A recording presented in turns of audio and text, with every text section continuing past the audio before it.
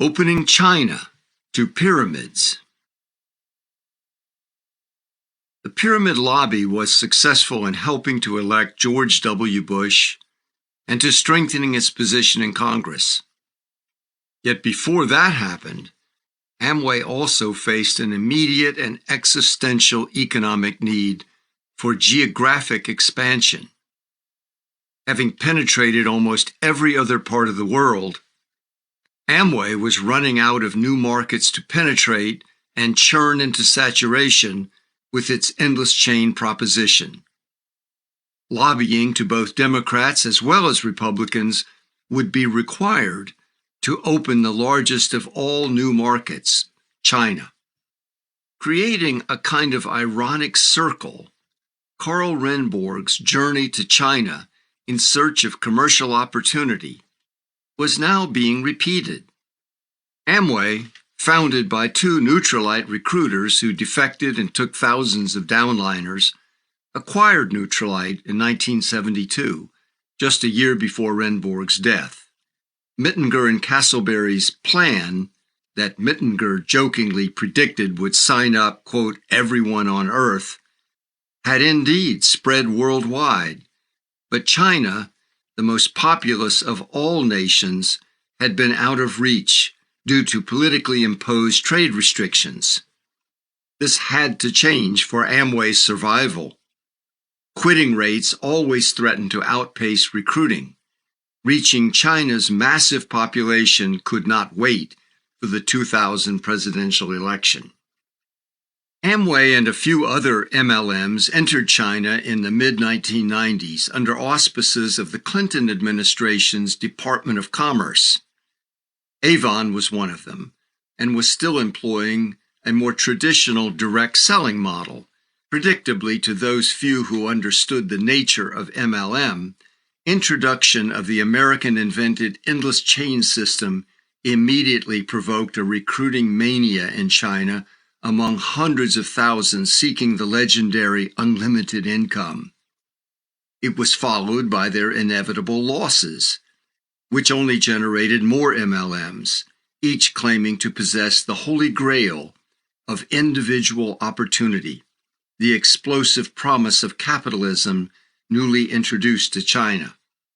In an intensely compacted time frame, and lacking the cultural and financial background on which MLM had been built in the U.S., China was reenacting MLM's American trajectory.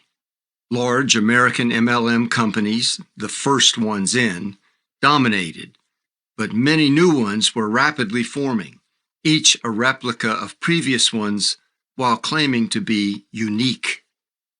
The migration of millions of people from failure in one MLM to failure in another was exploding in China, as it has in the United States. The idea that MLM was merely a pretense of capitalism was even more unthinkable in China than in the U.S.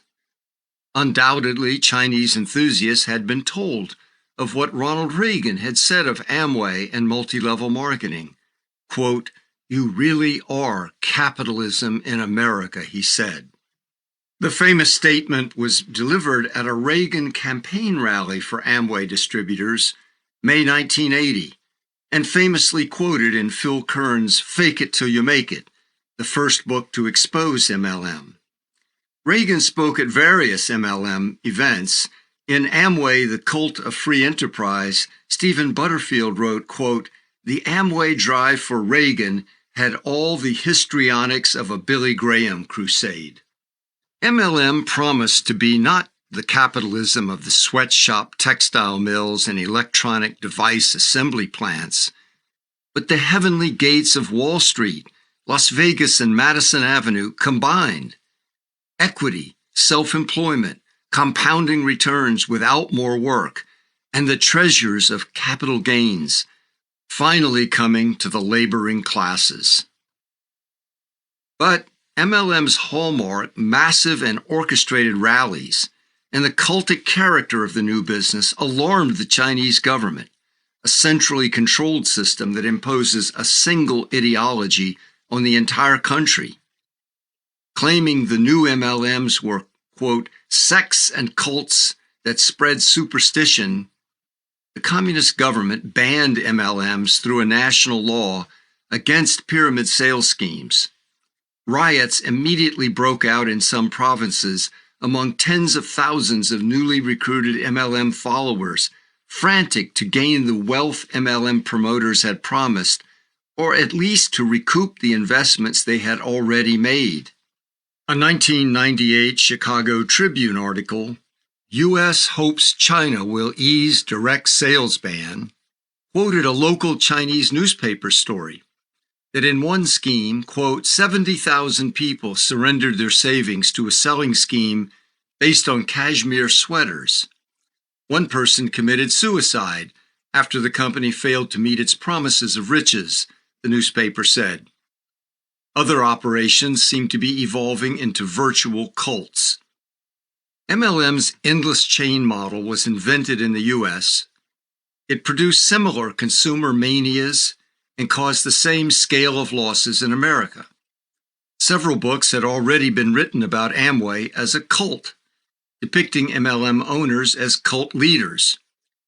Yet the Chicago Tribune article quoted an Amway official claiming the chaos, losses, frauds, and personal tragedies taking place in China were connected only to foreign or China-based MLM companies, not to U.S.-based Amway. Amway, it noted, is, quote, by far the largest U.S. company operating in the direct selling market of China. It has 80,000 distributors. U.S. Trade Representative Charlene Barshefsky, who was appointed by Democrat Bill Clinton, appeared to agree with Amway. She intervened on behalf of the U.S. MLM industry to have the ban lifted, at least on American companies that were prototypes of all others. Quote, U.S. companies have $120 million invested in the direct selling market and provide incomes to 2 million Chinese, she stated. The Tribune article did not explain, and Barshefsky did not cite data or evidence as to how MLMs were providing, quote, incomes to 2 million people. It did note, however, the vast majority of that total investment in the new business was made by only one company, Amway, with $100 million invested, including a $30 million plant in Shanghai planned.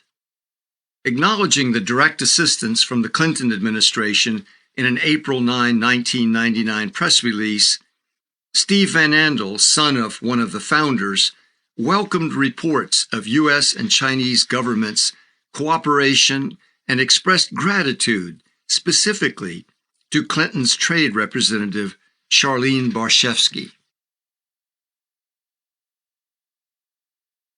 China